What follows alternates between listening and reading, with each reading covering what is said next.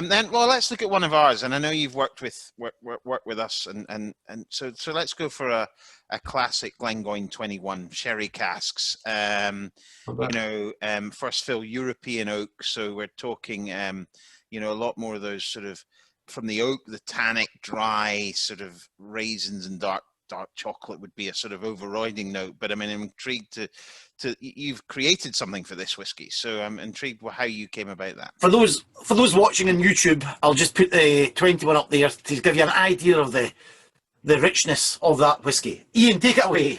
No, that's an easy one, that one, believe it or not. But I guess maybe because I've spent some time with the 21-year-old.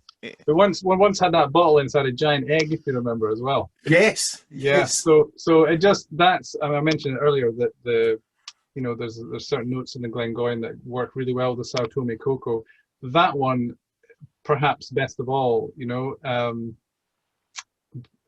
because it's got quite a depth to it. Basically, there's a lot of richness, a lot of depth, and so when you're talking about a couverture, now it wouldn't work with just any dark chocolate, but when you're talking about a couverture dark chocolate that's high in cocoa and very intense, but not bitter. So you've got cocoa beans which have been really well looked after, so they're actually kind of sweet.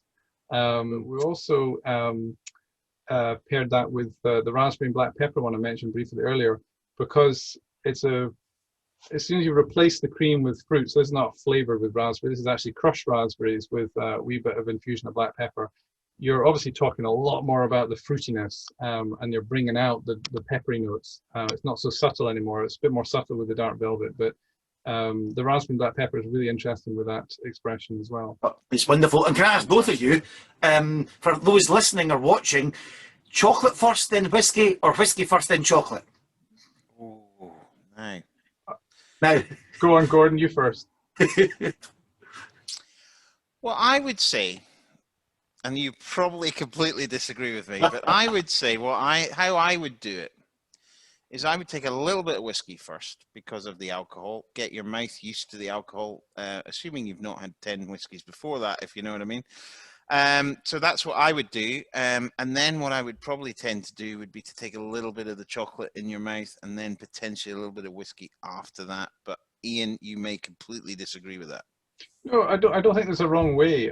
It's like mixers with whiskey, if it works for you. But but also you have different experiences. It's not like whether there's a better or a worse way even.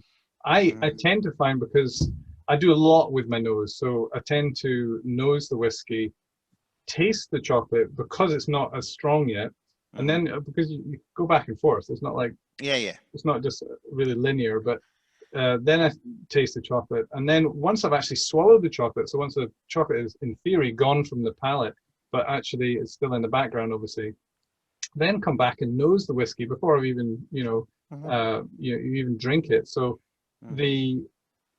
that path for me allows me to notice all the subtle things in the aromas and so on, and the changes, because really what I'm interested, maybe it's just me, but I personally find the change in what my nose picks up the most interesting part. So the first nosing, taste the chocolate, back to the second nosing, and you usually find a shift, something is altered and changed. And then obviously you can then taste the whiskey, you can then go back to the chocolate, you can do what you just described as well.